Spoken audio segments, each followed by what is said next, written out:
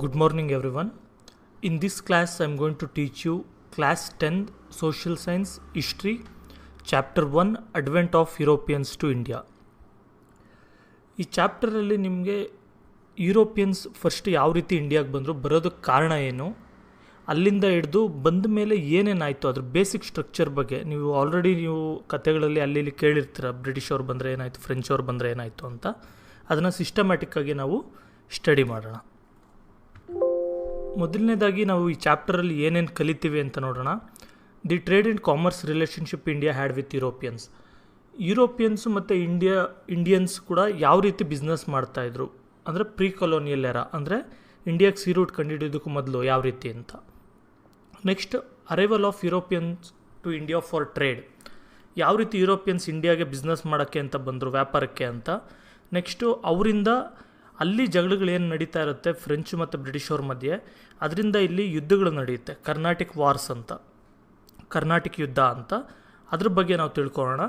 ಇದ್ರ ಜೊತೆಗೆ ಬೆಂಗಾಲಲ್ಲಿ ನಡೆದಂಥ ಬ್ಯಾಟಲ್ ಆಫ್ ಪ್ಲಾಸಿ ಇರ್ಬೋದು, battle of Buxar, dual government system, ಇದ್ರ ಬಗ್ಗೆ ಎಲ್ಲ ನಾವು ನೋಡೋಣ. ಮತ್ತು ಯಾವ ರೀತಿ ಬ್ರಿಟಿಷ್ ಅವರು ಅಗ್ರೆಸಿವ್ ಆಗಿ ಸ್ಟೆಪ್ ಬೈ ಸ್ಟೆಪ್ ಯಾವ ರೀತಿ ಬೆಳ್ಕೊಂಡು ಇಡೀ ಇಂಡಿಯಾನ ಕಾಂಕರ್ ಮಾಡಿಕೊಂಡ್ರು ಅಂತ, ಇನಿಷಿಯಲ್ ಸ್ಟೇಜಸ್ಸಲ್ಲಿ ಏನಾಯಿತು ಅಂತ ಅದ್ರ ಬಗ್ಗೆ ಕೂಡ ನೋಡೋಣ. ನೋಡ್ರಿ, ಇಂಡಿಯಾಗೆ ವಾಸ್ಕೋ ಡ ಗಾಮ ಬರೋದಕ್ಕೂ ಮೊದಲು ಕೂಡ ಇಂಡಿಯಾ ಮತ್ತು ಯುರೋಪ್ ಮಧ್ಯೆ ಟ್ರೇಡ್ ನಡೀತಾ ಇತ್ತು. ಅದೇನು ನಡೀತಾ ಇರಲಿಲ್ಲ ಅಂತೇನಲ್ಲ. There was a great demand for Indian spices like pepper, cardamom, ginger and other spices in Europe. ಇಂಡಿಯಾದಲ್ಲಿ ಬೆಳೀತಾ ಇದ್ದಂಥ ಸ್ಪೈಸಸ್ ಏನಿತ್ತು, ಈ ಪೆಪ್ಪರ್, ಕಾರ್ಡಮಮ್, ಇದು ಶುಂಠಿ ಇರ್ಬೋದು ಮತ್ತು ಕಾಳುಮೆಣಸು, ಈ ಥರ ಮಸಾಲೆ ಪದಾರ್ಥಗಳಿದೆಲ್ಲ, ಇದಕ್ಕೆ ಯುರೋಪಲ್ಲಿ ತುಂಬ ಡಿಮ್ಯಾಂಡ್ ಇತ್ತು. ಯಾಕೆಂದರೆ ಆ ಕಾಲದಲ್ಲಿ ಫ್ರಿಡ್ಜೆಲ್ಲ ಇರಲಿಲ್ಲ. ಊಟನ ಜಾಸ್ತಿ ದಿನ ಇಡಬೇಕು ಅಂದರೆ ಮತ್ತು ಊಟ ಟೇಸ್ಟಿಯಾಗಿರಬೇಕು ಅಂತೇಳಿದ್ರೆ ಅದಕ್ಕೆ ಸ್ಪೈಸಸ್ ಆ್ಯಡ್ ಮಾಡಬೇಕಿತ್ತು, ಮತ್ತು ಉಪ್ಪು ಆ್ಯಡ್ ಮಾಡಬೇಕಾಗಿತ್ತು. ಉಪ್ಪು ಅಲ್ಲಿ ಸಿಗ್ತಾಯಿತ್ತು, ಆದರೆ ಸ್ಪೈಸಸ್ ತುಂಬ ಶಾರ್ಟೇಜ್ ಇತ್ತು. ಅದಕ್ಕೆ ಇಲ್ಲಿಂದ ಟ್ರೇಡ್ ಮಾಡ್ತಾಯಿದ್ರು. ಮೊದಲು ಯಾವ ರೀತಿ ಬರ್ತಾಯಿದ್ರು ಅಂದರೆ, ಅರಬ್ ಮರ್ಚೆಂಟ್ಸ್ ಏನು ಮಾಡ್ತಾಯಿದ್ರು, ಇಂಡಿಯಾ ಮತ್ತು ಚೈನಾಯಿಂದ ಸಿಲ್ಕ್ ಇರ್ಬೋದು, ಇಂಡಿಯಾದಿಂದ ಸ್ಪೈಸಸ್ ಇರ್ಬೋದು, ಇದನ್ನೆಲ್ಲ ತೊಗೊಂಡು ಕಾನ್ಸ್ಟಾಂಟಿನೋಪಲ್ ಅಂತ ಒಂದು ಸಿಟಿ ಇದೆ, ಆ ಸಿಟಿಗೆ ತೊಗೊಂಡು ಹೋಗ್ತಾಯಿದ್ರು. ನಾನು ನಿಮಗೆ ಒಂದು ಮ್ಯಾಪ್ ತೋರಿಸ್ತೀನಿ, ಜಸ್ಟ್ ಎ ಸೆಕೆಂಡ್. ನೋಡಿ, ನಾನು ನಿಮಗೆ ಯಾವ ರೂಟಿಂದ ಟ್ರೇಡ್ ಮಾಡ್ತಾಯಿದ್ರು ಅರಬ್ ಮರ್ಚೆಂಟ್ಸ್ ಅಂತೆಲ್ಲ ಅಂತ ತೋರಿಸ್ತೀನಿ ಅಂದೆ. ನೋಡಿ, ಇದು ಇಂಡಿಯಾ ಇದೆ. ಕಾನ್ಸ್ಟಾಂಟಿನೋಪಲ್ ಅಂತ ಹೇಳಿದ್ರೆ ಹೀಗೆ ಲೆಫ್ಟಿಗೆ ಬಂದರೆ ಇಲ್ಲಿ ಬರುತ್ತೆ, ಈ ಜಾಗದಲ್ಲಿ. ಮೊದಲು ಟ್ರೇಡರ್ಸ್ ಎಲ್ಲ ಏನು ಮಾಡ್ತಾಯಿದ್ರು ನೋಡಿ, ಇಂಡಿಯಾ ಮತ್ತು ಚೈನಾಯಿಂದ ಇಲ್ಲಿ ಸಿಲ್ಕ್ ರೋಡ್ ಅಂತ ಬರುತ್ತೆ. ರೋಡ್ ಅಂದರೆ ಬರೀ ಒಂದು ರೋಡ್ ಅಂತೇನಿಲ್ಲ, ಅಲ್ಲಿಂದ ಇಲ್ಲಿಗೆ ಬರೋಕ್ಕೆ ದಾರಿ ಅಂತ. ಈ ಜಾಗದಿಂದ ತಗೊಂಡು ಇದೇ ರೀತಿ ಈ ಕಡೆ ಈ ಡೆಸರ್ಟ್ ಜಾಗ, ಇರಾಕ್ ಕಡೆ ಹೋಗಿ ಇಲ್ಲಿ ಏನು ಕಾನ್ಸ್ಟಾಂಟಿನೋಪಲ್ ಅಂತ ಸಿಟಿ ಇದೆ ನೋಡಿ, ಈ ಇಸ್ತಾನ್ಬುಲ್ ಅಂತ ಇದೆಯಲ್ಲ, ಇದೇನೇ ಹಳೆ ಕಾಲದಲ್ಲಿ ಕಾನ್ಸ್ಟಾಂಟಿನೋಪಲ್ ಅಂತ ಕರಿತಾಯಿದ್ರು. ಆಮೇಲೆ ಇದನ್ನು ಇಸ್ತಾನ್ಬುಲ್ ಅಂತ ಕರಿತಾ ಇದ್ದಾರೆ. ಈ ಜಾಗಕ್ಕೆ ಅವರು ತೊಗೊಂಡೋಗ್ತಾಯಿದ್ರು. ನೋಡಿ ಎಷ್ಟು ದೂರ ತೊಗೊಂಡೋಗ್ತಾಯಿದ್ರು ಅಂತ. ಇದನ್ನೆಲ್ಲ ಲ್ಯಾಂಡ್ ಮೇಲೆ ಮತ್ತು ಅಲ್ಲಿ ಇಲ್ಲಿ ಚಿಕ್ಕ ಪುಟ್ಟ ಸಮುದ್ರದಾಸಿ ಕೂಡ ತೊಗೊಂಡೋಗ್ತಾಯಿದ್ರು. ಇಲ್ಲಿಂದ ಇಲ್ಲಿವರೆಗೂ ತೊಗೊಂಡೋಗಿ ಇಲ್ಲಿ ಮಾರ್ತಾಯಿದ್ರು ಅಂತ. ಅಲ್ಲಿಂದ ಏನು ನಡೀತಾ ಇತ್ತು, ಇಟಾಲಿಯನ್ ಮರ್ಚೆಂಟ್ಸ್ ಅಂದರೆ ಇಲ್ಲಿದೆ ನೋಡಿ, ಇಟಾಲಿ ಅಂದರೆ ಇಲ್ಲಿ ಬರುತ್ತೆ, ಇಲ್ಲಿ ಕಾನ್ಸ್ಟಾಂಟಿನೋಪಲ್, ಇಲ್ಲಿ ಇಟಲಿ. ಈ ಜಾಗದಲ್ಲಿದ್ದಂಥ ಕೆಲವು ಮರ್ಚೆಂಟ್ಸ್, ಈ ಜಾಗದಲ್ಲಿ ವೆನ್ನಿಸ್ ಅಂತ ಬರುತ್ತೆ, ಇಲ್ಲಿ ಅದು ಮ್ಯಾಪಲ್ಲಿ ತೋರಿಸ್ತಾ ಇಲ್ಲ, ಆ ಜಾಗದವರೆಲ್ಲ ಬಂದು ಇಲ್ಲಿ ಪರ್ಚೇಸ್ ಮಾಡ್ಕೊಂಡು ಹೋಗಿ ಕಾನ್ಸ್ಟಾಂಟಿನೋಪಲ್ಲಿಂದ ಬೇರೆ ಬೇರೆ ಯುರೋಪಿಯನ್ ಕಂಟ್ರೀಸ್ಗೆಲ್ಲ ಡಿಸ್ಟ್ರಿಬ್ಯೂಟ್ ಮಾಡ್ತಾಯಿದ್ರು, ಈ ಜಾಗಕ್ಕೆಲ್ಲ ಡಿಸ್ಟ್ರಿಬ್ಯೂಟ್ ಮಾಡ್ತಾಯಿದ್ರು. ಈ ಕಾರಣದಿಂದ ಕಾನ್ಸ್ಟಾಂಟಿನೋಪಲ್ ಅನ್ನೋದು ತುಂಬ ಇಂಪಾರ್ಟೆಂಟ್ ಸಿಟಿ ಆಗಿರುತ್ತೆ, ಮತ್ತು ಇದನ್ನು ಗೇಟ್ ಆಫ್ ಯುರೋಪಿಯನ್ ಟ್ರೇಡ್ ಅಂತ ಕೂಡ ಕರಿತಾ ಇರ್ತಾರೆ. ಈ ಅರೇಂಜ್ಮೆಂಟಲ್ಲಿ ಅರೇಬಿಯನ್ ಮರ್ಚೆಂಟ್ಸ್ ಇಂಡಿಯಾದಿಂದ ಅಥವಾ ಚೈನಾದಿಂದ ಏನು ಟ್ರೇಡ್ ಬರ್ತಾಯಿತ್ತು, ಅಥವಾ ಬೇರೆ ಏಷ್ಯನ್ ಕಂಟ್ರೀಸಿಂದ ಏನು ಟ್ರೇಡ್ ಹೋಗ್ತಾಯಿತ್ತು, ಬಿಸ್ನೆಸ್ ಆಗ್ತಾಯಿತ್ತು, ಅದೆಲ್ಲದಕ್ಕೂ ಕೂಡ ಅರಬ್ ಮರ್ಚೆಂಟ್ಸೇ ಮಾಡ್ತಾಯಿದ್ರು. ಯಾವುದೇ ಕಾರಣಕ್ಕೂ ಕ್ರಿಸೆಂಡಮಿಂದ ಅಥವಾ ಯುರೋಪಿಯನ್ಸ್ ಈ ಕಡೆ ಬರ್ತಿರಲಿಲ್ಲ. ಅದೇ ರೀತಿ ಯುರೋಪಲ್ಲಿ ಏನೇನು ಟ್ರೇಡ್ ನಡೀತಾಯಿತ್ತು ಅದೆಲ್ಲ ಇಟಾಲಿಯನ್ ಮರ್ಚೆಂಟ್ಸ್ ಮತ್ತು ಯುರೋಪಿಯನ್ ಮರ್ಚೆಂಟ್ಸೇ ಮಾಡ್ತಾಯಿದ್ರು, ಮೇನ್ಲಿ ವೆನಿಷಿಯನ್ಸ್. ಆ ಕಡೆ ಅರಬ್ಸ್ ಹೋಗ್ತಾ ಇರಲಿಲ್ಲ. ಇಲ್ಲಿ ಏನು ನಡೀತಾ ಇತ್ತು ಅಂತೇಳಿದ್ರೆ, ಈ ಇಟಾಲಿಯನ್ ಮರ್ಚೆಂಟ್ಸ್ಗೆಲ್ಲ ತುಂಬ ಪ್ರಾಫಿಟ್ ಜಾಸ್ತಿ ಬರ್ತಾ ಇರುತ್ತೆ, ತುಂಬ ಒಳ್ಳೆ ದುಡ್ಡು ಮಾಡ್ತಾ ಇರ್ತಾರೆ ಆ ಟೈಮಲ್ಲಿ. ಇದೆಲ್ಲದಕ್ಕೂ 1453ರಲ್ಲಿ ಒಂದು ಟ್ವಿಸ್ಟ್ ಸಿಗುತ್ತೆ. ಏನು ಅಂತೇಳಿದ್ರೆ, ಈ ಕಾನ್ಸ್ಟಾಂಟಿನೋಪಲ್ ಸಿಟಿ ಬಗ್ಗೆ ನಾನು ಒಂದು ಸ್ವಲ್ಪ ಎಕ್ಸ್ಪ್ಲೈನ್ ಮಾಡ್ತೀನಿ, ಮ್ಯಾಪಲ್ಲಿ ಎಕ್ಸ್ಪ್ಲೈನ್ ಮಾಡ್ತೀನಿ, ಜಸ್ಟ್ ಎ ಸೆಕೆಂಡ್. ನೋಡಿ, ನಾನು ಏನು ಹೇಳಿದೆ ನಿಮಗೆ, ಇಲ್ಲಿಂದ ಪರ್ಚೇಸ್ ಮಾಡಿ ತೊಗೊಂಡೋಗಿ ಅರಬ್ ಮರ್ಚೆಂಟ್ಸ್ ಇಲ್ಲಿ ಸೇಲ್ ಮಾಡ್ತಾಯಿದ್ರು ಕಾನ್ಸ್ಟಾಂಟಿನೋಪಲ್ ಅಂತ. ಆ ಸಿಟಿ ಸ್ಟ್ರಕ್ಚರ್ನ ತೋರಿಸ್ತೀನಿ ನೋಡಿ.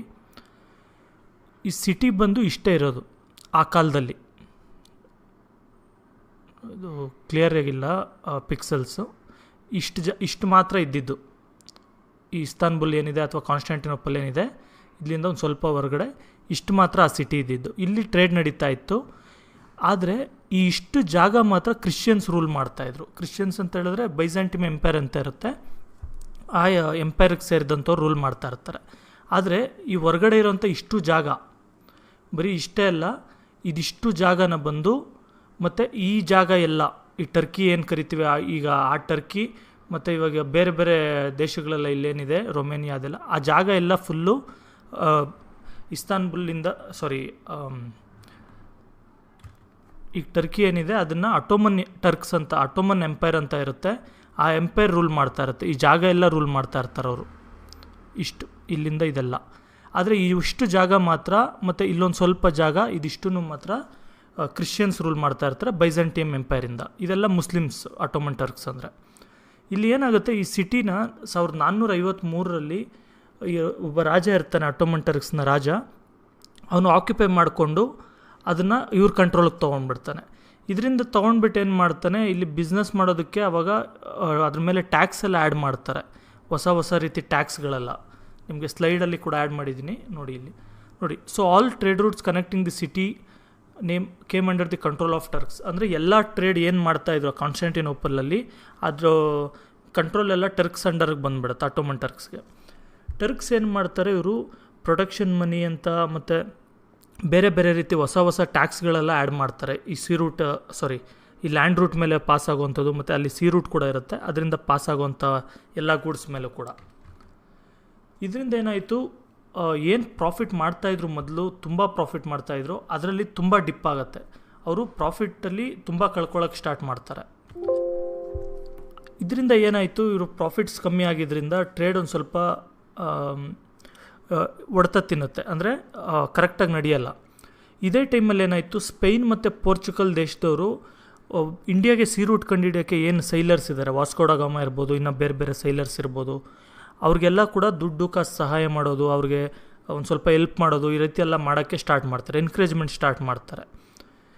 ತೋರಿಸ್ತೀನಿ ನಿಮಗೆ ಪೋರ್ಚುಗಲ್ ಅದೆಲ್ಲ ಎಲ್ಲಿದೆ ಅಂತ ನೋಡಿ. ಇಲ್ಲಿ ಕಾನ್ಸ್ಟಾಂಟಿನೋಪಲ್ ಅಂತ ಹೇಳಿದ್ನಲ್ಲ, ಹಾಗೆ ಈ ಕಡೆ ಬಂದರೆ ಇಟಲಿಯಿಂದ ಈ ಕಡೆ ಬಂದರೆ ಇದು ಸ್ಪೇನ್, ಇದಿಷ್ಟು ಸ್ಪೇನ್ ಇದೆ ಮತ್ತು ಇದಿಷ್ಟು ಪೋರ್ಚುಗಲ್ ಇದೆ. ಈ ಎರಡು ದೇಶದವರು ಮೈನಾಗೆ, ಬೇರೆ ದೇಶದವರು ಮಾಡ್ತಾಯಿದ್ರು ಆದರೆ ಅಷ್ಟು ಎಫೆಕ್ಟಿವ್ ಆಗಿರಲಿಲ್ಲ. ಆದರೆ ಈ ಎರಡು ದೇಶದವ್ರು ಮೈನಾಗೆ ಸಿ ರೂಟ್ ಕಂಡು ಹಿಡಿಯೋದಕ್ಕೆ ಅಂತಂದ್ಬಿಟ್ಟು ನೋಡ್ತಾಯಿದ್ರು.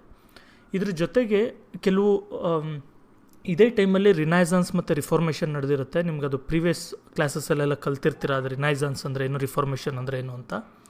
ಈ ಟೈಮಲ್ಲಿ ಏನಾಗುತ್ತೆ, ಹೊಸ ಒಂದು ಎಕ್ವಿಪ್ಮೆಂಟ್ಸ್ನೆಲ್ಲ ಕ್ರಿಯೇಟ್ ಮಾಡ್ತಾರೆ, ಡಿವೈಸಸ್ನ ಕ್ರಿಯೇಟ್ ಮಾಡ್ತಾರೆ. ಫಾರ್ ಎಕ್ಸಾಂಪಲ್ ತುಂಬ ಇಂಪಾರ್ಟೆಂಟ್ ಬಂದು ಕಾಂಪಾಸ್ ಅಂದರೆ ದಿಕ್ಸೂಚಿ ಅಂತಾರಲ್ಲ, ಅದು ನಾರ್ತ್ ಸೌತ್ ಈಸ್ಟ್ ವೆಸ್ಟ್ ಅದನ್ನು ಕಂಡುಹಿಡಿಯೋದಕ್ಕೆ ಅಂದ್ಬಿಟ್ಟು ಯೂಸ್ ಮಾಡ್ತಾರೆ. ಇದರಿಂದ ಸಮುದ್ರದಲ್ಲಿ ಯಾವ ಡೈರೆಕ್ಷನಲ್ಲಿ ಹೋಗಬೇಕು ಅದೆಲ್ಲ ಗೊತ್ತಾಗುತ್ತೆ. ಇದಿರ್ಬೋದು, ಅಸ್ಟ್ರೋಲೋಬ್ ಇರ್ಬೋದು. ನಾನು ಪಿಕ್ಚರ್ಸ್ ತೋರಿಸ್ತೀನಿ, ಜಸ್ಟ್ ಎ ಸೆಕೆಂಡ್ ನೋಡಿ. ಇದನ್ನೇ ನಾವು ಕಾಂಪಾಸ್ ಅಂತ ಕರೆಯೋದು. ಇದು ನಾರ್ತ್ ಸೌತ್ ಈಸ್ಟ್ ವೆಸ್ಟ್ ಆ ಡೈರೆಕ್ಷನ್ಸ್ ನೋಡೋಕ್ಕೆ ಇದು ಹೆಲ್ಪ್ ಆಗುತ್ತೆ. ನೆಕ್ಸ್ಟ್ ಅಸ್ಟ್ರೋಲೋಬ್ ಅಂತ ಹೇಳಿದ್ರೆ ಈ ಥರ ಇರುತ್ತೆ. ಇದು ಮೇನ್ಲಿ ಕ್ಯಾಲ್ಕುಲೇಷನ್ಸ್ ಮಾಡೋದಕ್ಕೆ, ಯಾವ ಡೈರೆಕ್ಷನ್ಗೆ ಎಷ್ಟು ಟೈಮ್ ಹೋಗ್ತಾ ಇದ್ದೀವಿ, ಮತ್ತು ಸನ್ ಸ್ಟಾರ್ಸ್ ಎಲ್ಲ ಅಲೈನ್ಮೆಂಟ್ ಅದ್ರ ಬಗ್ಗೆ ಎಲ್ಲ ಕೂಡ ಅವ್ರು ಕ್ಯಾಲ್ಕುಲೇಟ್ ಮಾಡೋದಕ್ಕೆ ಯೂಸ್ ಮಾಡ್ತಾಯಿದ್ರು. ಇದ್ರ ಜೊತೆಗೆ ಗನ್ ಪೌಡರ್ ಕೂಡ ಹೆಲ್ಪ್ ಆಗುತ್ತೆ. ಗನ್ ಪೌಡರ್ ಅಂತ ಹೇಳಿದ್ರೆ ಹಳೆ ಕಾಲದಲ್ಲಿ ಬುಲೆಟ್ಸ್ ಎಲ್ಲ ಇರ್ತಿರ್ಲಿಲ್ಲ, ಒಂದು ಪೌಡ್ರ್ ಟೈಪ್ ಇರ್ತಾಯಿತ್ತು. ಅದನ್ನು ಒಂದು ಕ್ಯಾನನ್ನೊಳಗೆ ಫೀಡ್ ಮಾಡಿ, ಈ ರೀತಿ ಒಂದು ಕ್ಯಾನನ್ ಇರುತ್ತೆ. ಗನ್ ಪೌಡರ್ ಅಂದರೆ ಈ ಥರ ಜಸ್ಟ್ ಪೌಡ್ರ್ ಟೈಪ್ ಇರುತ್ತೆ,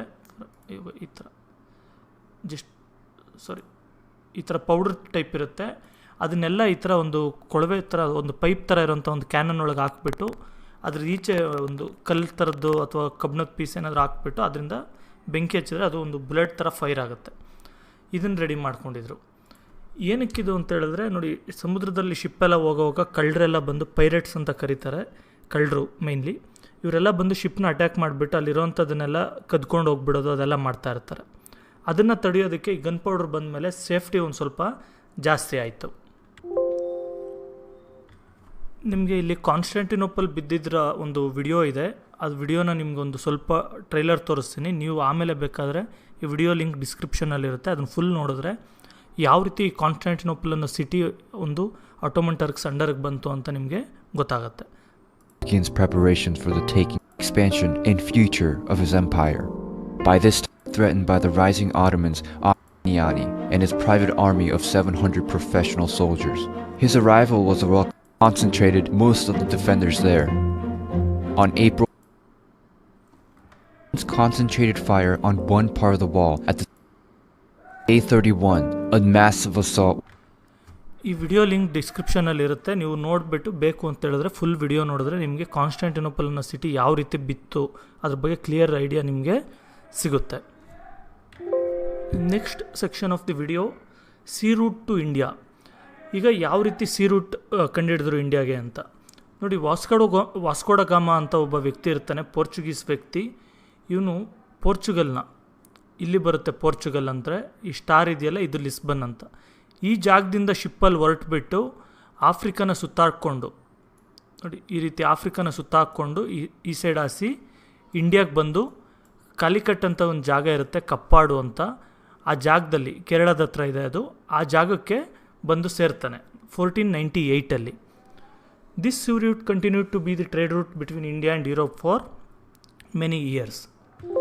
ಈಗ ಏನು ಒಂದು ರೂಟ್ ಕಟ್ಟಾಗ್ಬಿಟ್ಟಿತ್ತು ಯುರೋಪಿಯನ್ಸ್ಗೆ ಇಂಡಿಯಾಗೆ ಮತ್ತು ಚೈನಾಗೆ ಬರೋದಕ್ಕೆ, ಅದು ಒಂದು ಸ್ವಲ್ಪ ಪೋರ್ಚುಗೀಸ್ ಅಂಡರ್ಗೆ ಬಂತು. ಅಂದರೆ ಇವರು ಸಿ ರೂಟ್ ಸಮುದ್ರನ ಯೂಸ್ ಮಾಡಿಕೊಂಡು ಟ್ರೇಡ್ ಮಾಡೋಕ್ಕೆ ಸ್ಟಾರ್ಟ್ ಮಾಡಿದ್ರು.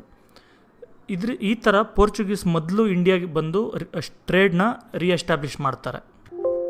ಈಗ ಇಂಡಿಯಾಗೆ ಬರೀ ಪೋರ್ಚುಗೀಸ್ ಮಾತ್ರ ಬರಲ್ಲ. ಮೊದಲನೇದಾಗಿ ಪೋರ್ಚುಗೀಸ್ ಬಂದರೂ ಕೂಡ ಆಮೇಲೆ ಫ್ರೆಂಚ್ ಅವರು, ಡಚ್ ಅವರು, ಇಂಗ್ಲೀಷ್ ಅವರು, ಈ ಥರ ಸುಮಾರು ಜನ ಇಂಡಿಯಾಗೆ ಬರ್ತಾರೆ. ಅದ್ರ ಬಗ್ಗೆ ಈಗ ಯಾರ್ಯಾರು ಮೇನ್ ಪ್ಲೇಯರ್ಸ್ ಯಾರಿದ್ರು ಇಂಡಿಯಾದಲ್ಲಿ ಇಂಡಿಯಾಗೆ ಬಂದಂಥ ಯುರೋಪಿಯನ್ಸ್ ಯಾರಿದ್ರು ಅವ್ರ ಬಗ್ಗೆ ನಾವು ಒಂದೊಂದೇ ತಿಳ್ಕೊಳ್ತಾ ಹೋಗೋಣ. ಪೋರ್ಚುಗೀಸ್ ಮೊದಲು ಬರ್ತಾರೆ. ಪೋರ್ಚುಗೀಸ್ ಅಂತ ಹೇಳಿದ್ರೆ ಇಂಡಿಯನ್ ಅನ್ನೋ ಥರ. ಪೋರ್ಚುಗಲ್ ಅಂದರೆ ದೇಶ, ಪೋರ್ಚುಗೀಸ್ ಅಂದರೆ ಆ ಪೋರ್ಚುಗಲಲ್ಲಿ ಇರೋಂಥ ಜನ, ಇಂಡಿಯನ್ಸ್ ಥರ. ಪೋರ್ಚುಗೀಸೇ ಮೊದಲು ಇಂಡಿಯಾಗೆ ಬರ್ತಾರೆ ಮತ್ತು ಲಾಸ್ಟ್ಗೂ ಹೊರಡೋದು ಅವರೇ.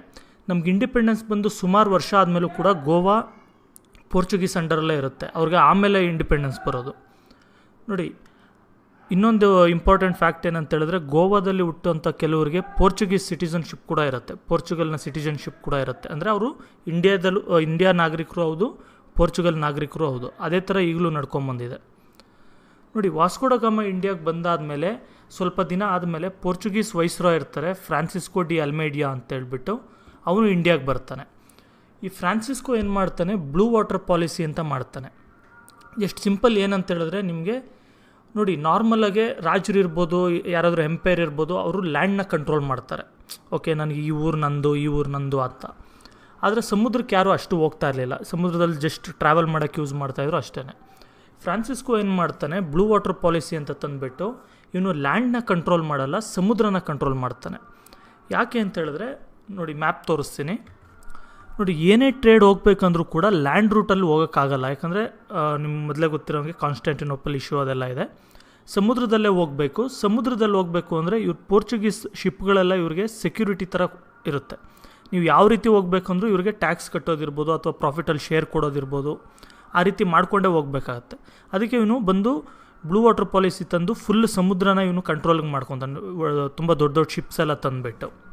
ಮತ್ತು ಬರೀ ಬ್ಲೂ ವಾಟರ್ ಪಾಲಿಸಿ ಅಂದ್ರೆ ಬರೀ ವಾಟರ್ ಮಾತ್ರ ಅಲ್ಲ, ಅಲ್ಲಲ್ಲಿ ಇವರು ಒಂದು ಚಿಕ್ಕ ಊರುಗಳನ್ನ ತೊಗೊಂಡು ಅಲ್ಲಿ ಪೋರ್ಟ್ ಎಸ್ಟಾಬ್ಲಿಷ್ ಮಾಡ್ತಾರೆ ರೀಸಪ್ಲೈ ಮಾಡೋಕ್ಕೆ. ಅಂದರೆ ಊಟ ಖಾಲಿ ಆದರೆ ಊಟಕ್ಕೆ, ನೀರು ಖಾಲಿ ಆದರೆ ನೀರು ತೊಗೊಳಕ್ಕೆ. ಅದಕ್ಕೆ ಅಂದ್ಬಿಟ್ಟು ಕೆಲವು ಏರಿಯಾ ತೊಗೊಳ್ತಾರೆ ರಾಜರ ಹತ್ರದಿಂದ. ಆದರೆ ಮೈನಾಗೆ ಸಮುದ್ರನ ಇವನು ಕಂಟ್ರೋಲ್ ಮಾಡ್ತಾನೆ. ಫ್ರಾನ್ಸಿಸ್ಕೋ ಇಂಡಿಯಾದಿಂದ ವಾಪಸ್ ಹೋದ್ಮೇಲೆ ಆಲ್ಫೋನ್ಸೋ ಡಿ ಆಲ್ಬುಕರ್ಕಿ ಅನ್ನೋಂಥ ವ್ಯಕ್ತಿ ಬರ್ತಾನೆ. ಇವನ್ನೇ ನಾವು ಮೊದಲು ಪೋರ್ಚುಗೀಸ್ ಎಂಪೈರ್ನ ಫೌಂಡರ್ ಅಂತ ಕರೆಯೋದು ಇಂಡಿಯಾದಲ್ಲಿ. ಯಾಕಂದರೆ ಪೋರ್ಚುಗೀಸ್ ಅವ್ರದ್ದು ಏನು ಬಂದು ಬಿಸ್ನೆಸ್ ಮಾಡ್ತಾಯಿದ್ರು ಮೊದಲು, ಆ ಬಿಸ್ನೆಸ್ನ ಬಿಟ್ಟು ಲ್ಯಾಂಡ್ನ ಆಕ್ಯುಪೈ ಮಾಡ್ಕೊಳ್ಳೋದಕ್ಕೆ ಮೊದಲು ಸ್ಟಾರ್ಟ್ ಮಾಡಿದ್ದು ಈ ಆಲ್ಫೋನ್ಸೋ ಡಿ ಆಲ್ಬುಕರ್ಕಿ ಅನ್ನೋಂಥ ವ್ಯಕ್ತಿ. ಅದಕ್ಕೆ ಇವನ್ನ founder of Portuguese empire in India ಅಂತ ಕರಿತೀವಿ. ನೋಡಿ, ಇವನೇನು ಮಾಡ್ತಾನೆ, ಬಿಜಾಪುರ್ ಸುಲ್ತಾನಿಂದ ಗೋವಾ ಅಂತ ಒಂದು ಜಾಗ ಇದೆ, ಈಗೂ ಗೋವಾ ಇದೆಯಲ್ಲ, ಆ ಜಾಗನ ಇವನು ಆಕ್ಯುಪೈ ಮಾಡ್ಕೊತಾನೆ. ಇದು ನಡೆಯೋದು ಬಂದು 1510 1510 ಇಸ್ವಿಯಲ್ಲಿ. ಆಮೇಲೆ ಬಂದು ಇದು ದೊಡ್ಡ ಅಡ್ಮಿನಿಸ್ಟ್ರೇಟಿವ್ ಸೆಂಟರ್ ಆಗುತ್ತೆ ಪೋರ್ಚುಗೀಸ್ಗೆ. ಅಂದರೆ ಬಿಸ್ನೆಸ್ ಏನೇನು ನಡಿಬೇಕು ಅಂದ್ರೆ ಒಂದು ಹೆಡ್ ಕ್ವಾರ್ಟರ್ಸ್ ಥರ ಕ್ರಿಯೇಟ್ ಆಗುತ್ತೆ. ಪೋರ್ಚುಗೀಸ್ ಏನು ಮಾಡ್ತಾರೆ, ಇವರು ಇಂಡಿಯಾಗೆ ಬಂದ ಮೇಲೆ ಬೇರೆ ಯಾರೂ ಇವ್ರಿಗೆ ಕಾಂಪಿಟೇಷನ್ ಇರಲ್ಲ. ಅಂದರೆ ಯುರೋಪಲ್ಲಿ ಏನು ಸ್ಪೈಸಸ್ ಸೇಲ್ ಆಗ್ತಾ ಇರುತ್ತೆ ಅದೆಲ್ಲ ಕೂಡ ಪೋರ್ಚುಗೀಸ್ ಕೂಡ ಇಂದನೇ ಹೋಗುತ್ತೆ. ಆಲ್ಮೋಸ್ಟ್ ಒಂದು 98-100 ವರ್ಷ ಇವರು ಪೋರ್ಚುಗೀಸ್ ಒಬ್ಬರೇ ಬಿಸ್ನೆಸ್ ಮಾಡ್ತಾ ಇರ್ತಾರೆ. ಎಲ್ಲ ಪ್ರಾಫಿಟ್ಗಳು ಕೂಡ ಇವ್ರಿಗೆ ಸಿಗ್ತಾ ಇರುತ್ತೆ. ಆದರೆ ಏನಾಗುತ್ತೆ, ಸ್ವಲ್ಪ ವರ್ಷಗಳಾದ ಮೇಲೆ ಒಂದು ಇವ್ರ ಮೊನೊಪೊಲಿ ಎಂಡ್ ಆಗುತ್ತೆ. ಆಮೇಲೆ ಇಂಗ್ಲೀಷವರು ಮತ್ತು ಫ್ರೆಂಚವರು ಕೂಡ ಇಂಡಿಯಾಗೆ ಸಮುದ್ರದಾಚೆ ಬರ್ತಾರೆ. ಬಂದು ಇವ್ರ ಕಾಂಪಿಟೇಷನ್ ತುಂಬ ಕೊಡ್ತಾರೆ. ಅದರಿಂದ ಪೋರ್ಚುಗೀಸ್ ಅಷ್ಟು ನಮಗೆ ಒಂದು ಲ್ಯಾಂಡ್ನ ಆಕ್ಯುಪೈ ಮಾಡ್ಕೊಳ್ಳೋಕ್ಕೆ ಆಗಲಿಲ್ಲ. ನೆಕ್ಸ್ಟ್ ಬಂದು ಪೋರ್ಚುಗೀಸ್ ಬಂದಾದಮೇಲೆ ಡಚ್ ಅಂತ ಬರ್ತಾರೆ. ಡಚ್ ಅಂದರೆ ಜನಗಳು, ಇಂಡಿಯನ್ಸ್ ಥರ. ಈ ಡಚ್ದು ದೇಶ ಯಾವುದು ಅಂತ ಹೇಳಿದ್ರೆ, ಇವರು ಡಚ್ ಅವ್ರದ್ದು ಹಾಲೆಂಡ್ಸ್ ಅಂತ ಕರಿತೀವಿ.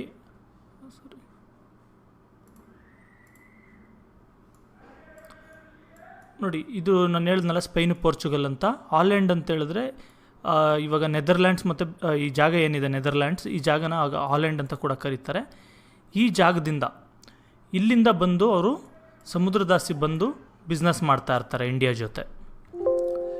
ಈ ಡಚ್ 1602ರಲ್ಲಿ ಏನು ಮಾಡ್ತಾರೆ, ಯುನೈಟೆಡ್ ಈಸ್ಟ್ ಇಂಡಿಯಾ ಕಂಪನಿ ಅಂತ. ನೋಡಿ, ಇಲ್ಲಿ ನೀವು ಒಂದು ಹೆಸರುಗಳಲ್ಲಿ ಕನ್ಫ್ಯೂಸ್ ಆಗಬೇಡಿ. Dutch East India Company, United East India Company, ಒಂದೊಂದಕ್ಕೆ ಒಂದೊಂದು ಹೆಸರಿದೆ. ಇಂಗ್ಲೀಷ್ ಈಸ್ಟ್ ಇಂಡಿಯಾ ಕಂಪನಿ, ಆ ರೀತಿ ಸುಮಾರು ಹೆಸರುಗಳು ಬರುತ್ತೆ. ಜಸ್ಟ್ ಅದನ್ನು ಕ್ಲಿಯರಾಗಿ ಇಟ್ಕೊಳ್ಳಿ. ಯಾಕಂದರೆ ಇವ್ರದ್ದು ಹೆಸರು ಬಂದು ಯುನೈಟೆಡ್ ಈಸ್ಟ್ ಇಂಡಿಯಾ ಕಂಪನಿ ಅಂತ, ಡಚ್ ಅವ್ರದ್ದು. ಇವರು 1602ರಲ್ಲಿ ಸ್ಟಾರ್ಟ್ ಮಾಡ್ತಾರೆ. ಮೈನ್ ಪರ್ಪಸ್ ಏನು ಅಂತ ಹೇಳಿದ್ರೆ, India, Java, Sumatra. Java, Sumatra ಅಂದರೆ ಈಗ ಇಂಡೋನೇಷ್ಯಾ, ಸಿಂಗಾಪುರ್ ಆ ಜಾಗಗಳಿದೆಯಲ್ಲ, ಆ ಜಾಗಗಳ ಜೊತೆ ಮತ್ತು ಇಂಡಿಯಾ ಜೊತೆ ಬಿಸ್ನೆಸ್ ಮಾಡೋಕ್ಕೆ ಅಂತ ಈ ಕಂಪನಿ ಎಸ್ಟಾಬ್ಲಿಷ್ ಮಾಡ್ತಾರೆ. ಇಲ್ಲಿ ಕಂಪನಿ ಅಂತ ಹೇಳ್ತೀನಿ. ಇದರಲ್ಲಿ ಏನು ಕಂಪನಿ ಅಂತ ಹೇಳಿದ್ರೆ, ನೋಡಿ, ಬ್ರಿಟಿಷ್ ಇರ್ಬೋದು, ಫ್ರೆಂಚ್ ಇರ್ಬೋದು, ಯಾರೇ ಇರ್ಬೋದು, ಮೈನ್ಲಿ ಡಚ್ ಮತ್ತು ಇಂಗ್ಲೀಷ್ ಅವರು ಅಥವಾ ಬ್ರಿಟಿಷ್ ಅವರು, ಇವರು ಇಂಡಿಯಾಗೆ ಬಂದಿದ್ದು ಗೌರ್ಮೆಂಟ್ ಅವ್ರು ಬರಲಿಲ್ಲ. ಇಂಡಿಯಾಗೆ ಒಂದು ಕಂಪನಿ ಬಂದಿದ್ದು. ಈಗ ಫಾರ್ ಎಕ್ಸಾಂಪಲ್ ನಾವು ಇಲ್ಲಿ ರಿಲಯನ್ಸ್ ಇದೆ, ಟಾಟಾ ಇದೆ ಅಂತ ಕಂಪ್ನಿ ಹೇಳ್ತೀವಲ್ಲ, ಆ ರೀತಿ ಒಂದು ಕಂಪ್ನಿಯವರು ಬಿಸ್ನೆಸ್ ಮಾಡ್ತೀವಿ ಅಂತ ಇಂಡಿಯಾಗೆ ಬಂದಿದ್ದು. ಇವರು ಅಲ್ಲಿಂದ ಆರ್ಮಿ ಎಲ್ಲ ಕರ್ಕೊಂಡು ಅಟ್ಯಾಕ್ ಮಾಡಿ ಜಾಗ ಆಕ್ಯುಪೈ ಮಾಡ್ಕೊಳ್ಳೋಕ್ಕೆ ಅಂತ ಬಂದಿದ್ದಲ್ಲ. ಅದಕ್ಕೆ ಇಲ್ಲಿ ಕಂಪನಿ ಅಂತ ಯೂಸ್ ಮಾಡೋದು. ಈ ಕಂಪನಿಯವ್ರು ಬಂದು ಇಲ್ಲೆಲ್ಲ ಬಿಸ್ನೆಸ್ ಸ್ಟಾರ್ಟ್ ಮಾಡೋಕ್ಕೆ ಅಂತ United East India company start ಮಾಡ್ತಾರೆ. ನೆಕ್ಸ್ಟ್ ಇವ್ರು ಏನು ಮಾಡ್ತಾರೆ, ವೇರ್ ಹೌಸಸ್ ಸ್ಟಾರ್ಟ್ ಮಾಡ್ತಾರೆ. ವೇರ್ ಹೌಸಸ್ ಅಂತ ಹೇಳಿದ್ರೆ ತುಂಬ ದೊಡ್ಡ godowns.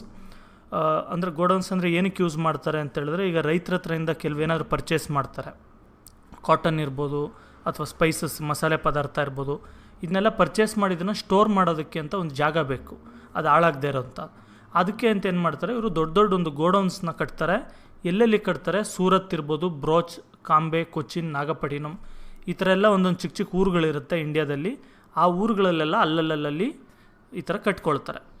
With this they broke monopoly of Portuguese in India. ಈ ರೀತಿ ಇವರು ಒಂದು ಎಸ್ಟಾಬ್ಲಿಷ್ ಆದಮೇಲೆ ಇಲ್ಲೇನಾಯಿತು, ಪೋರ್ಚುಗೀಸ್ ಅವ್ರ ಟ್ರೇಡ್ ಏನು ಟೋಟಲ್ ಟ್ರೇಡ್ ಅವರೇ ಮಾಡ್ತಾಯಿದ್ರು, ಅದರಲ್ಲಿ ಸ್ವಲ್ಪ ಪರ್ಸೆಂಟೇಜು ಡಚ್ ಕಡೆ ಕೂಡ ಶಿಫ್ಟ್ ಆಯಿತು. ಆದರೆ ಇವ್ರಿಗೂ ಕೂಡ ಏನಾಯಿತು, ಒಂದು ಈ ಇಂಗ್ಲೀಷ್ ಮತ್ತು ಫ್ರೆಂಚ್ ಅವ್ರ ಮಧ್ಯೆ ಅವರು ತಂದಿದ್ದಂಥ ಕಾಂಪಿಟೇಷನ್ನ ಫೇಸ್ ಮಾಡೋಕ್ಕಾಗಲಿಲ್ಲ. ಯಾಕಂದರೆ ಅವ್ರಿಗೆ ತುಂಬ ರಿಸೋರ್ಸಸ್ ಇತ್ತು. ನೀವು ನೋಡ್ಬೋದು, ದೇಶಗಳು ನೋಡ್ಬೋದು, ಬೇಕಾದರೆ ನಾನು ಹೇಳ್ತೀನಿ. ನೋಡಿರಿ, ಇದು ಸ್ಪೇನ್ ಇದೆ. ಸ್ಪೇನ್ ಅವ್ರು ಏನು ಇಂಡಿಯಾಗೆ ಅಷ್ಟು ಬರಲಿಲ್ಲ, ಅವ್ರು ಅಮೇರಿಕಾಸ್ ಕಡೆ ಹೋದರು. ಮೈನ್ ಪೋರ್ಚುಗಲ್ ಅವರು ಇಂಡಿಯಾಗೆ ಬಂದರು. ಇವರು ತುಂಬ ಚಿಕ್ಕ ದೇಶ. ಮತ್ತು ಕೆಲವು ಹಿಸ್ಟ್ರಿಯಲ್ಲಿ ಒಂದು ಸ್ವಲ್ಪ ಟೈಮಲ್ಲಿ ಏನಾಗುತ್ತೆ, ಈ ಪೋರ್ಚುಗಲ್ನ ಈ ಸ್ಪೇನ್ ಅವರೇ ಆಕ್ಯುಪೈ ಮಾಡ್ಕೊಂಬಿಟ್ಟಿರ್ತಾರೆ. ಅದರಿಂದ ಇವ್ರ ಸ್ವಂತ ಎಕ್ಸಿಸ್ಟೆನ್ಸೇ ಹೋಗ್ಬಿಟ್ಟಿರುತ್ತೆ. ಅದರಿಂದ ಇವರು ಇಂಡಿಯಾದಲ್ಲಿ ಪೋರ್ಚುಗೀಸ್ ಅಷ್ಟು ಬೆಳೆಯೋಕ್ಕಾಗಲಿಲ್ಲ. ನೆಕ್ಸ್ಟು ಫ್ರಾನ್ಸ್ ಅಂದರೆ ಈ ಜಾಗ ಇದಿಷ್ಟು ಫ್ರಾನ್ಸ್ ಅಂತಾರೆ. ಬ್ರಿಟನ್ ಅಂತ ಹೇಳಿದ್ರೆ ಇಷ್ಟು ಇಂಗ್ಲೆಂಡ್, ಬ್ರಿಟನ್ ಎಲ್ಲ ಒಂದೇ ನಿಮ್ಮ ಲೆವೆಲ್ಗೆ.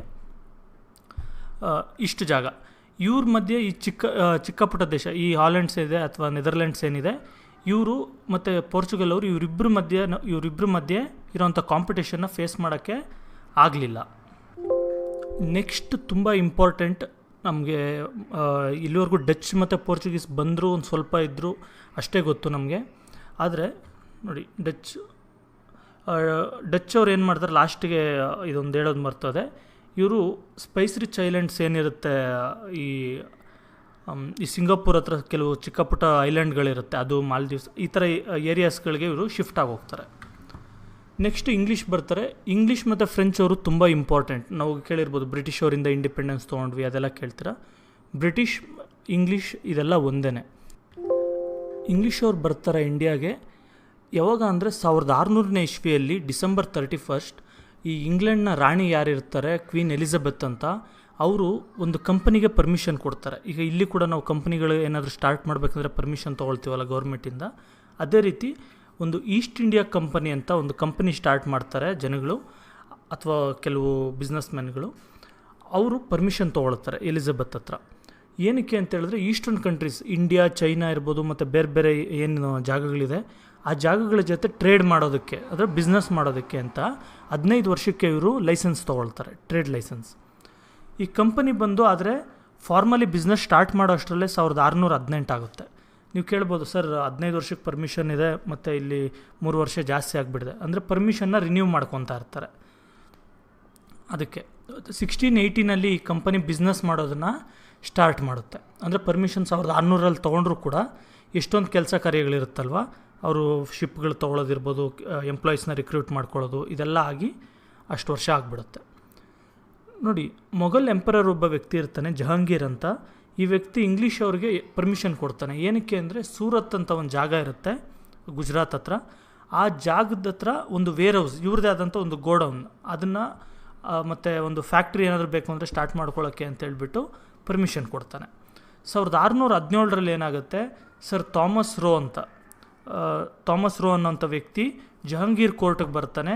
ಬಂದು ಏನಕ್ಕೆ ಬರ್ತಾನೆ ಅಂತ ಹೇಳಿದ್ರೆ ಅಂಬಾಸಿಡರ್, ನಾವು ಇವಾಗ ಹೇಳ್ತೀವಲ್ವ ಡಿಪ್ಲೊಮ್ಯಾಟಿಕ್ ಇದರಲ್ಲಿ ಇಂಡಿಯನ್ ಅಂಬಾಸಿಡರ್ ಪಾಕಿಸ್ತಾನಲ್ಲಿರ್ತಾರೆ, ಇಂಡಿಯನ್ ಅಂಬಾಸಿಡರ್ ಅಮೆರಿಕಾದಲ್ಲಿರ್ತಾರೆ ಅಂತ. ಅದೇ ರೀತಿ ಈ ಇಂಗ್ಲೆಂಡ್ನ ಅಂಬಾಸಿಡರ್ ಆಗಿ ಥಾಮಸ್ ರೋ ಇಂಡಿಯಾಗೆ ಬರ್ತಾರೆ, ಅಂದರೆ ಮೊಘಲ್ ಕೋರ್ಟ್ಗೆ ಬರ್ತಾರೆ.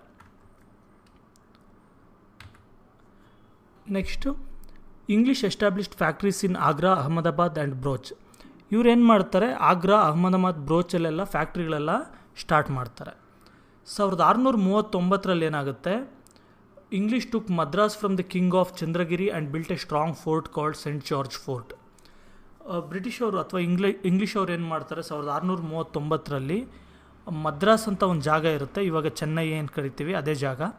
ಆ ಜಾಗನ ಚಂದ್ರಗಿರಿ ರಾಜ ಒಬ್ಬ ಇರ್ತಾನೆ, ಆ ರಾಜನ ಹತ್ರದಿಂದ ಇವರು ತೊಗೊಂಡು ಪರ್ಚೇಸ್ ಮಾಡಿಬಿಟ್ಟು ಅಲ್ಲಿ ಒಂದು ಕೋಟೆ ಕಟ್ತಾರೆ, ತುಂಬ ಸ್ಟ್ರಾಂಗ್ ಕೋಟೆ, ಸೆಂಟ್ ಜಾರ್ಜ್ ಫೋರ್ಟ್ ಅಂತ ಅದರ ಹೆಸರು. 1668 ಏನಾಗುತ್ತೆ, 1668 ಚಾರ್ಲ್ಸ್ ದಿ ಸೆಕೆಂಡ್ ಅನ್ನೋಂಥ ಒಬ್ಬ ವ್ಯಕ್ತಿ ಇರ್ತಾರೆ. ಇವನು ಪ್ರಿನ್ಸ್ ಆಫ್ ಇಂಗ್ಲೆಂಡ್. ಪ್ರಿನ್ಸ್ ಅಂದರೆ ರಾಜ ಅಲ್ಲ, ರಾಜನ ಮಗ ಅಥವಾ ನೆಕ್ಸ್ಟ್ ಇನ್ ಲೈನ್ ಮೊಮ್ಮಗ ಆ ಥರ ಇರ್ತಾರಲ್ಲ, ಅವ್ರನ್ನ ಪ್ರಿನ್ಸ್ ಅಂತ ಕರೀತಾರೆ. ಆ ಪ್ರಿನ್ಸ್ ಏನು ಮಾಡ್ತಾನೆ, ಬಾಂಬೆ ಅಥವಾ ಇವಾಗ ಮುಂಬೈ ಏನು ಕರಿತೀವಿ ಆ ಜಾಗನ ತೊಗೊಂಡು ಈಸ್ಟ್ ಇಂಡಿಯಾ ಕಂಪನಿಗೆ ಬಾಡಿಗೆಗೆ ಅಂತ ಕೊಡ್ತಾನೆ.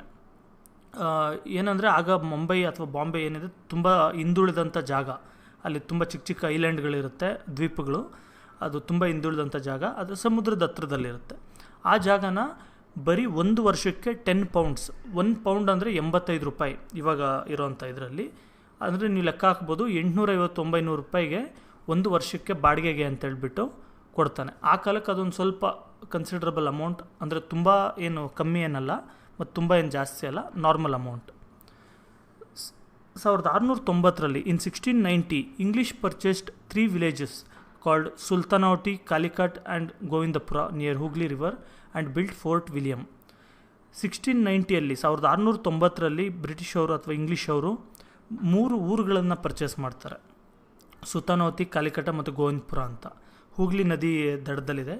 ಅಲ್ಲಿ ಅವ್ರು ಏನು ಮಾಡ್ತಾರೆ, ಫೋರ್ಟ್ ವಿಲಿಯಮ್ ಅಂತ ಒಂದು ಫೋರ್ಟ್ ಕಟ್ತಾರೆ. ಫೋರ್ಟ್ ಅಂದರೆ ಕೋಟೆ, ಒಂದು ಕೋಟೆ ಕಟ್ಕೊತಾರೆ. ನೆಕ್ಸ್ಟ್ ಏನು ಮಾಡ್ತಾರೆ, ಈ ಕೋಟೆ ಸುತ್ತನೇ ಒಂದು ದೊಡ್ಡ ಸಿಟಿ ಬೆಳೆದು ಬಿಡುತ್ತೆ. ಅಂದರೆ ಇವಾಗ ನೀವು ಕಲ್ಕತ್ತಾ ಅಥವಾ ಕೋಲ್ಕತ್ತಾ ಅಂತ ಏನು ಕರಿತೀವಿ ವೆಸ್ಟ್ ಬೆಂಗಾಲಲ್ಲಿ, ಅಥವಾ ವೆಸ್ಟ್ ಬೆಂಗಾಲ್ ಕ್ಯಾಪಿಟಲ್ ಆಗಿದೆ, ಆ ಕ್ಯಾಪಿಟಲ್ಲೇ ಈ ಫೋರ್ಟ್ ಸುತ್ತು ಬೆಳ್ಕೊಂಡಿರೋವಂಥದ್ದು. ಮೊದಲು ಇದೊಂದು ಕೋಟೆನ ಬ್ರಿಟಿಷರು ಕಡಿದ್ರು, ಅದು ಸುತ್ತು ಜನಗಳೆಲ್ಲ ಸೇರಿ ಈಗ ಅಷ್ಟು ದೊಡ್ಡ ಸಿಟಿ ಆಗಿದೆ ಅದು. By 17th century the English had established Bombay, Madras and Calcutta as their presidencies. ನೋಡಿ 17th century ಅಷ್ಟರಲ್ಲಿ, ಅಂದರೆ 1600 ಹಿಡಿದು 1699ವರೆಗೂ ಆ 100 ವರ್ಷ ಏನಿದೆ ಅದನ್ನು 17th century ಅಂತಾರೆ. ಆ ಟೈಮ್ ಅಷ್ಟರಲ್ಲಿ ಇಂಗ್ಲೀಷ್ ಅವ್ರು ಏನು ಮಾಡ್ತಾರೆ, ಬಾಂಬೆ, ಮದ್ರಾಸ್ ಮತ್ತು ಕಲ್ಕತ್ತಾನ ಅವ್ರ ಮೇಯ್ನ್ ಹೆಡ್ ಕ್ವಾರ್ಟರ್ಸ್ ಥರ ಅಥವಾ ರೂಲಿಂಗ್ ಏರಿಯಾಸ್ ಮತ್ತು ಬಿಸ್ನೆಸ್ ಮಾಡೋಂಥ ಏರಿಯಾಸ್ ಥರ ಎಸ್ಟಾಬ್ಲಿಷ್ ಮಾಡ್ತಾರೆ. ಬೈ ಲೇಟ್ 18th century ಅಂದರೆ 1700ನೇ ಇಸ್ವಿಯಿಂದ 1799ನೇ ಇಸ್ವಿ, ಅಷ್ಟು 100 ವರ್ಷ ಏನಿದೆ ಅದನ್ನು 18th century ಅಂತಾರೆ. 18th century ಒಳಗೆ, ಲೇಟ್ 18th century ಅಂದರೆ ಆಲ್ಮೋಸ್ಟ್ ಆಲ್ 1760 ಆ ಟೈಪ್. ಇಂಗ್ಲೀಷ್ ಅವ್ರು ಏನು ಮಾಡ್ತಾರೆ, ಕಲ್ಕತ್ತಾನ ಅವ್ರ ಕ್ಯಾಪಿಟಲ್ ಸಿಟಿಯಾಗಿ ಮಾಡಿಕೊಂಡು ಅವ್ರು ಏನು ಮಾಡ್ತಾರೆ, ಅವ್ರದ್ದೇ ಆದಂಥ ಸಿವಿಲ್ ಕ್ರಿಮಿನಲ್ ಪ್ರೊಸೀಜರ್ಸ್ನ ಸ್ಟಾರ್ಟ್ ಮಾಡ್ತಾರೆ. ಏನು ಸಿವಿಲ್ ಕ್ರಿಮಿನಲ್ ಪ್ರೊಸೀಜರ್ಸ್ ಅಂದರೆ ಅವ್ರದ್ದೇ ಆದಂಥ ರೂಲ್ಸ್. ಅಂದರೆ ಈ ಕೋಟೆ ಅಥವಾ ಆ ಸಿಟಿ ಏನಿದೆ ಆ ಸಿಟಿ ಒಳಗೆ ಅವ್ರ ಕಂಟ್ರೋಲಲ್ಲಿರೋಂಥ ಏರಿಯಾ ಒಳಗೆ ನಮ್ಮ ಇಂಡಿಯಾ ರೂಲ್ಸ್ ಏನೂ ವರ್ಕ್ ಆಗಲ್ಲ, ಅವ್ರದ್ದೇ ಸಪ್ರೇಟ್ ರೂಲ್ ವರ್ಕ್ ಆಗುತ್ತೆ ಅಂತ. ಅವ್ರದ್ದು ಇಂಗ್ಲೀಷ್ ಅವ್ರದ್ದು ಏನು ರೂಲ್ ಮಾಡ್ಕೊಂಡಿರ್ತಾರೆ ಅಥವಾ ಆ ರೂಲ್ ಮಾತ್ರ ವರ್ಕ್ ಆಗುತ್ತೆ ಅಂತ.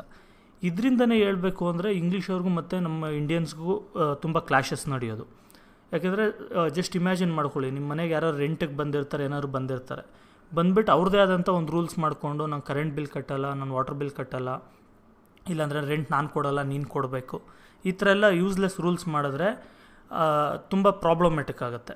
ಅದೇ ರೀತಿ ಇಲ್ಲಿ ಏನಾಗುತ್ತೆ, ಬೆಂಗಾಲ್ ರೂಲರ್ ಇರ್ತಾನೆ, ಅವನಿಗೂ ಮತ್ತು ಇಂಗ್ಲೀಷ್ ಅವ್ರಿಗೂ ಕೂಡ ಗಲಾಟೆ ಆಗುತ್ತೆ. ನನ್ನ ಒಂದು ಜಾಗದಲ್ಲಿ ನಾನು ಕಂಟ್ರೋಲ್ ಮಾಡೋಂಥ ಒಂದು ದೇಶದಲ್ಲಿ ನೀವು ಬಂದು ನಿಮ್ಮದೇ ಆದಂಥ ರೂಲ್ಸ್ ಮಾಡ್ತಾ ಇದ್ದೀರಾ ಅಂತ ಹೇಳಿದ್ರೆ ನನಗೆ ಅದು ಅವಮಾನ ಅಂತ ಲೆಕ್ಕ ಅಂದ್ಬಿಟ್ಟು ಅಲ್ಲಿ ಕ್ಲಾಶಸ್ ನಡೆಯುತ್ತೆ. ಅದ್ರ ಬಗ್ಗೆ ನೆಕ್ಸ್ಟ್ ನೀವು ಕೇಳ್ತೀರಾ. ನೋಡಿರಿ, ನೆಕ್ಸ್ಟು ಫ್ರೆಂಚ್ ಅವ್ರು ಬರ್ತಾರೆ. ನೋಡಿ, ಫ್ರೆಂಚ್ ಅವ್ರು ಬಂದು ಇವರೊಂದು ಕಂಪನಿ ಸ್ಟಾರ್ಟ್ ಮಾಡ್ಕೊತಾರೆ. ಇದ್ರ ಹೆಸರು ಬಂದು ಫ್ರೆಂಚ್ ಈಸ್ಟ್ ಇಂಡಿಯಾ ಕಂಪನಿ ಅಂತ. ಫ್ರೆಂಚ್ ಎಲ್ಲಿ ಬರುತ್ತೆ ದೇಶ ಅಂತ ಆಲ್ರೆಡಿ ತೋರಿಸಿದ್ದೀನಿ, ಫ್ರಾನ್ಸ್ ಇಲ್ಲಿ ಬರುತ್ತೆ. ಫ್ರಾನ್ಸ್ ಅಂದರೆ ಫ್ರಾನ್ಸ್ನ ಜನಗಳನ್ನ ನಾವು ಫ್ರೆಂಚ್ ಅಂತ ಕರಿತೀವಿ. ಫ್ರೆಂಚ್ ಈಸ್ಟ್ ಇಂಡಿಯಾ ಕಂಪನಿ ಅಂತ ಸ್ಟಾರ್ಟ್ ಮಾಡ್ತಾರೆ 1664. ಇದ್ರದ್ದು ಒಂದು ಸ್ವಲ್ಪ ಚೇಂಜ್ ಇದೆ. ಏನಂತ ಹೇಳಿದ್ರೆ ಇದು ಪ್ರೈವೇಟ್ ಕಂಪ್ನಿ ಅಲ್ಲ, ಗೌರ್ಮೆಂಟ್ ಓನ್ಡ್ ಕಂಪನಿ. ಅಂದರೆ ಇದು ಕೂಡ ಒಂದು ಕಂಪನಿನೇ, ಆದರೆ ರಿಲಯನ್ಸ್ ಟಾಟಾ ಥರ ಗೌರ್ಮೆಂಟ್ ಕಂಪನಿ ಅಲ್ಲ. ಇದು ಬಂದು ರಿಲಯನ್ಸ್ ಟಾಟಾ ಥರ ಪ್ರೈವೇಟ್ ಕಂಪ್ನಿ ಅಲ್ಲ, ಇದೊಂದು government owned company. For example BESCOM ಅಥವಾ ಇನ್ನೊಂದು ಯಾವುದು HAL ಅಂತ ಏನು ಹೇಳ್ತೀವಿ ಅದು ಇರ್ಬೋದು, ಮತ್ತು BEML ಅಂತ ಹೇಳ್ತೀವಿ. ಈ ಥರ ಗೌರ್ಮೆಂಟ್ ಅವ್ರು ಕಂಟ್ರೋಲ್ ಮಾಡೋಂಥ ಕಂಪನೀಸ್ ಇರುತ್ತಲ್ಲ, ಆ ರೀತಿ ಕಂಪನಿ ಆಗಿರುತ್ತೆ. ಫ್ರೆಂಚ್ ಗೌರ್ಮೆಂಟ್ ಇದನ್ನು ಕಂಟ್ರೋಲ್ ಮಾಡ್ತಾ ಇರುತ್ತೆ. 1668 ಏನಾಗುತ್ತೆ, ಇವರು ಒಂದು ಫ್ಯಾಕ್ಟ್ರಿ ಸ್ಟಾರ್ಟ್ ಮಾಡ್ತಾರೆ ಸೂರತ್ತಲ್ಲಿ. ಮಾಡಿಬಿಟ್ಟು ಆಮೇಲೆ ಏನಾಗುತ್ತೆ, ಇನ್ನೂ ಎಷ್ಟೊಂದು ಫ್ಯಾಕ್ಟ್ರಿಗಳೆಲ್ಲ ಸ್ಟಾರ್ಟ್ ಮಾಡ್ತಾರೆ. ಮಚಿಲಿಪಟ್ನಮ್, ಚಂದ್ರನಗರ್, ಮಾಹೆ, ಕರೈಕಲ್, ಕಾಸಿಂ ಬಜಾರ್, ಈ ಕಡೆ ಎಲ್ಲ ಕೂಡ ಎಷ್ಟೊಂದು ಫ್ಯಾಕ್ಟ್ರಿಗಳು ಸ್ಟಾರ್ಟ್ ಆಗುತ್ತೆ. 1674 ಅಷ್ಟರಲ್ಲಿ ಏನಾಗುತ್ತೆ, 1674 ಒಬ್ಬ ಮುಸ್ಲಿಂ ಅಫಿಷಿಯಲ್ ಇರ್ತಾನೆ. ಅವನ ಹತ್ರದಿಂದ ವಾಲಿಕಂಡಪುರಂ ಅನ್ನೋ ಒಂದು ಜಾಗನ ಇವರು ಪರ್ಚೇಸ್ ಮಾಡ್ತಾರೆ. ಪರ್ಚೇಸ್ ಮಾಡಿ ಅದನ್ನು ಒಂದು ಮೇಜರ್ ಟ್ರೇಡಿಂಗ್ ಸೆಂಟರಾಗಿ ಇವರು ಎಸ್ಟಾಬ್ಲಿಷ್ ಮಾಡ್ತಾರೆ. ಅಂದರೆ ಬಿಸ್ನೆಸ್ ಮಾಡೋವಂಥ ಒಂದು ಜಾಗ, ಒಂದು ಮಾರ್ಕೆಟ್ ಅಂದ್ಕೊಳ್ಳಿ, ಆ ರೀತಿ ಎಸ್ಟಾಬ್ಲಿಷ್ ಮಾಡ್ತಾರೆ. ಆ ಜಾಗನ ನಾವು ಇವಾಗ ಪಾಂಡಿಚೇರಿ ಅಂತ ಕರಿತೀವಿ. ಯೂನಿಯನ್ ಟೆರಿಟರಿ ಆಗಿದೆ ಪಾಂಡಿಚೇರಿ, ತಮಿಳ್ನಾಡು ಹತ್ರ ಇದೆ ಅದು. ನೋಡಿ, ಆಮೇಲೆ ಏನಾಗ್ತಾರೆ, ಫ್ರೆಂಚ್ ಅವರು ಅಥವಾ ಫ್ರಾನ್ಸಿಂದ ಏನು ಮಾಡ್ತಾರೆ, ಡ್ಯೂಪ್ಲೆಕ್ಸ್ ಅನ್ನೋ ಒಂದು ವ್ಯಕ್ತಿನ ಕಳಿಸ್ತಾರೆ ಈ ಪಾಂಡಿಚೇರಿಗೆ ಅಥವಾ ಇಂಡಿಯಾಗೆ ಅಂದ್ಕೊಳ್ಳಿ. ಏನಂತ, ಗವರ್ನರ್ ಅಂತ. ಗವರ್ನರ್ ಅಂತ ಹೇಳಿದ್ರೆ ಇವ್ರ ಏರಿಯಾ ಅಂತ ಏನು ಕನ್ಸಿಡರ್ ಮಾಡ್ತಾ ಇರ್ತಾರೆ ಪಾಂಡಿಚೇರಿ ಮತ್ತು ಅದು ಸುತ್ತಮುತ್ತ ಏರಿಯಾಸ್ನ, ಅದನ್ನ ರೂಲ್ ಮಾಡೋಕ್ಕೆ ಮತ್ತು ಅದರಿಂದ ಗೌರ್ಮೆಂಟ್ ಇಂಟ್ರೆಸ್ಟ್ನ ಅಲ್ಲಿ ನೋಡ್ಕೊಳ್ಳೋದಕ್ಕೆ ಅಂತ ಹೇಳ್ಬಿಟ್ಟು ಈ ವ್ಯಕ್ತಿನ ಕಳಿಸ್ತಾರೆ. ಈ ಡ್ಯೂಪ್ಲೆಕ್ಸ್ಗೆ ತುಂಬ ಹೈ ಆ್ಯಂಬಿಷನ್ಸ್ ಇರುತ್ತೆ. ಅಂದರೆ ಇವನು ಒಂದು ರೀತಿ ಈ ವ್ಯಕ್ತಿ ಯಾವ ಥರ ಅಂದರೆ, ನಾವು ಪಾದರಸ್ ಥರ ಕೆಲಸ ಮಾಡ್ತಾರೆ ಅಂತಾರಲ್ಲ, ಆ ಥರ ತುಂಬ ಒಳ್ಳೆ ಕೆಲಸಗಾರ ಅಂತ ಹೇಳ್ಬೋದು. ಇವನಿಗೆ ತುಂಬ ಆಸೆ ಇರುತ್ತೆ, ಒಂದು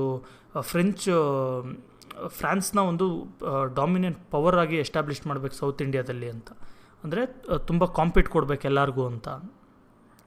ಡ್ಯೂಪ್ಲೆಕ್ಸ್ ಆ್ಯಂಬಿಷನಿಂದ ಏನಾಗುತ್ತೆ, ಕರ್ನಾಟಿಕ್ ವಾರ್ಸ್ ಸ್ಟಾರ್ಟ್ ಆಗುತ್ತೆ ಇಂಗ್ಲೀಷ್ ಜೊತೆ. ಅಂದರೆ ಏನು ಕರ್ನಾಟಿಕ್ ವಾರ್ಸ್ ಅಂದರೆ, ಜಸ್ಟ್ ನಾನು ನೆಕ್ಸ್ಟ್ ಬರುತ್ತೆ ಡಿಸ್ಕ್ರಿಪ್ಷನ್ನಲ್ಲಿ, ನೆಕ್ಸ್ಟ್ ಫರ್ದರ್ ಪಾರ್ಟಲ್ಲಿ ಬರುತ್ತೆ. ಈಗ ಜಸ್ಟ್ ನಾನು ಹೇಳ್ತೀನಿ ಏನು ಕರ್ನಾಟಿಕ್ ವಾರ್ ಅಂದರೆ. ನೋಡಿ, ಇಂಡಿಯನ್ ಇಬ್ಬರು ರೂಲರ್ಸ್ ಇರ್ತಾರೆ, ಒಬ್ರಿಗೊಬ್ರಿಗೆ ಆಗ್ತಾ ಇರಲ್ಲ. ಅವಾಗ ಏನು ಮಾಡ್ತಾರೆ, ಒಬ್ಬರ ಕಡೆಗೆ ಒಂದು ರೂಲರ್ಗೆ ಬ್ರಿಟಿಷ್ ಅವ್ರು ಸಪೋರ್ಟ್ ಮಾಡ್ತಾರೆ, ಇನ್ನೊಂದು ರೂಲರ್ಗೆ ಈ ಫ್ರೆಂಚ್ ಅವ್ರು ಸಪೋರ್ಟ್ ಮಾಡ್ತಾರೆ. ಆವಾಗ ಇವರಿಬ್ಬರು ಕಿತ್ತಾಡ್ಕೊತಾರೆ. ಅದು ಅಂದರೆ ಏನು, ಇವ್ರು ಫ್ರೆಂಚ್ಗೂ ಮತ್ತು ಇಂಗ್ಲೀಷ್ಗೂ ಇರೋಂಥ ಬಿಸ್ನೆಸ್ ಕಾಂಪಿಟೇಷನ್ ಅಥವಾ ಅವರು ಇದರಲ್ಲಿ ಏನಿರುತ್ತೆ 7 year ವಾರ್ 100 year ವಾರ್ ಅಂತ ಸುಮಾರು ನಡೀತಾ ಇರುತ್ತೆ. ಆ ಒಂದು ಕಾಂಪಿಟೇಷನ್ನ ಇಲ್ಲಿಗೆ ತಂದು ಆ ಪಾಲಿಟಿಕ್ಸ್ನೆಲ್ಲ ಇಲ್ಲಿ ಇಂಡ್ಯೂಸ್ ಮಾಡಿ ನಮ್ಮ ಜನಗಳು ಕಿತ್ತಾಡೋದಕ್ಕೆ ಇವರು ಪ್ರೋತ್ಸಾಹ ಮಾಡ್ತಾರೆ, ಎನ್ಕರೇಜ್ ಮಾಡ್ತಾರೆ. ಈಗ competition between English and French ಅಂತ ನೋಡೋಣ. ನೋಡಿ, ಪೋರ್ಚುಗೀಸ್ ಮತ್ತು ಡಚ್ ಏನು ಮಾಡ್ತಾರೆ, ಇವ್ರ ಹತ್ರ ಕಾಂಪಿಟೇಷನ್ ತಡೆಯೋಕ್ಕಾಗಲ್ಲ ಅವ್ರಿಗೆ. ಯಾಕಂದರೆ ಇವರು ತುಂಬ ರಿಸೋರ್ಸ್ಫುಲ್ ದೇಶಗಳು. ಇವ್ರ ಹತ್ರ ಮ್ಯಾನ್ ಪವರ್ ಇರುತ್ತೆ, ವೆಪನ್ಸ್ ಇರುತ್ತೆ, ಮತ್ತು ಶಿಪ್ಸ್ ಇರುತ್ತೆ, ಏನು ರಿಸೋರ್ಸ್ ಬೇಕೋ ಎಲ್ಲ ಇರುತ್ತೆ. ಅದಕ್ಕೆ ಇವ್ರ ಹತ್ರ ಇವ್ರನ್ನ ಏನು ಎದುರಾಕೊಳ್ಳೋಕ್ಕಾಗದಿದ್ದಾಗೆ ಪೋರ್ಚುಗೀಸ್ ಮತ್ತು ಡಚ್ ಆಲ್ಮೋಸ್ಟ್ ಆಲ್ ಇಂಡಿಯಾ ಬಿಟ್ಟು ಹೋಗ್ಬಿಡ್ತಾರೆ, ಸ್ವಲ್ಪ ಜಾಗ ಬಿಟ್ಟು ಪೋರ್ಚುಗೀಸ್ ಅವರು. ಲಾಸ್ಟ್ಗೆ ಏನಾಗುತ್ತೆ, ಫ್ರೆಂಚ್ ಮತ್ತು ಇಂಗ್ಲೀಷ್ ಅವ್ರು ಇಬ್ಬರು ಮಾತ್ರ ಇರ್ತಾರೆ ಇಂಡಿಯಾದಲ್ಲಿ. ಇವರು ತುಂಬ ಟಾಪಲ್ಲಿರಬೇಕು, ನಾನ್ ಟಾಪಲ್ಲಿರಬೇಕು ಅಂದ್ಬಿಟ್ಟು ಇಬ್ಬರ ಮಧ್ಯೆ ಕಾಂಪಿಟೇಷನ್ ತುಂಬ ಜಾಸ್ತಿ ಆಗಿಬಿಡುತ್ತೆ. ಇದರಿಂದ ಏನಾಗುತ್ತೆ, ಹೈದರಾಬಾದ್ ರೀಜನಲ್ಲಿ ಇವಾಗ ತಮಿಳ್ನಾಡು, ಆಂಧ್ರ ಪ್ರದೇಶ ಎಲ್ಲ ಇದೆಯಲ್ಲ, ಆ ಜಾಗದಲ್ಲಿ ಒಂದು ಗಲಾಟೆ ನಡೆಯುತ್ತೆ. ಕರ್ನಾಟಿಕ್ ಏರಿಯಾ ಅಂತ ಕರೀತಾರೆ ಆ ಕಾಲದಲ್ಲಿ. ಅಲ್ಲಿ ನಾನು ಅವಾಗ ಏನು ಹೇಳಿದೆ, ನಾನು ಈ ಕಡೆ ಒಬ್ಬ ರಾಜ, ಈ ಕಡೆ ಒಬ್ಬ ರಾಜ, ಇವರಿಬ್ಬರು ಸಪೋರ್ಟ್ ಮಾಡ್ತಾರೆ ಅಂತ. ಆ ರೀತಿ ಸಪೋರ್ಟ್ ಮಾಡಿಕೊಂಡು ತುಂಬ ದೊಡ್ಡ ಜಗಳಗಳೆಲ್ಲ ಆಗುತ್ತೆ. ನೋಡಿ ಇಲ್ಲಿ ಒಂದು ಮ್ಯಾಪ್ ಕೊಟ್ಟಿದ್ದಾರೆ, ಇಂಡಿಯಾ ಮ್ಯಾಪ್. ಇದರಲ್ಲಿ ನೀವು ಯಾವ್ಯಾವ ಜಾಗ ಎಲ್ಲೆಲ್ಲಿ ಬರುತ್ತೆ, ಮತ್ತು ಬ್ರಿಟಿಷರು ಯಾವ ಜಾಗದಲ್ಲಿದ್ದರು, ಫ್ರೆಂಚವ್ರು ಯಾವ ಜಾಗದಲ್ಲಿದ್ದರು, ಇದ್ರ ಬಗ್ಗೆ ಎಲ್ಲ ನೀವು ಜಸ್ಟ್ ಒಂದು ಲುಕ್ ನೋಡಿದ್ರೆ ಒಂದು ಸರಿ ನಿಮ್ಗೆ ಇದ್ರ ಬಗ್ಗೆ ಕ್ಲಿಯರ್ ಕಟ್ ಐಡಿಯಾ ಬರುತ್ತೆ. ನೋಡಿ ಫಾರ್ ಎಕ್ಸಾಂಪಲ್ ಅಹಮದಾಬಾದ್ ಎಲ್ಲಿದೆ, ಮತ್ತು ಸೂರತ್ ಎಲ್ಲಿದೆ, ಡಿಯು, ಡಾಮನ್, ಸಾಲ್ಸೆಟ್, ಬಾಂಬೆ, ಗೋವಾ, ಮತ್ತು ಇಲ್ಲಿ ಕ್ಯಾಲಿಕಟ್ ಎಲ್ಲಿದೆ, ಮಾಹೆ ಎಲ್ಲಿದೆ. ಈ ಕಡೆ ಬಂದರೆ ಮಚಿಲಿಪಟ್ನಮ್ ಇರ್ಬೋದು, ಮದ್ರಾಸ್ ಇರ್ಬೋದು, ಪಾಂಡಿಚೇರ್, ಕರೈಕಲ್ಲು, ನಾಗಪಟ್ಟಣಂ, ಈ ಥರ ಎಲ್ಲಿ ಬಂದು ಸೆಟ್ಲ್ ಆದರು ಈ ಕೊಲೋನಿಯಲ್ ಪವರ್ಸ್ ಅಂತ ಅಂದ್ಬಿಟ್ಟು ನಮಗೆ ಈ ಮ್ಯಾಪ್ನ ಕ್ಲಿಯರಾಗಿ ಒಂದು ಸರಿ ಒಂದು 5 ಮಿನಿಟ್ಸ್ ಅನಲೈಸ್ ಮಾಡಿದ್ರಿ ಅಂದರೆ ಕ್ಲೀನಾಗಿ ಗೊತ್ತಾಗುತ್ತೆ.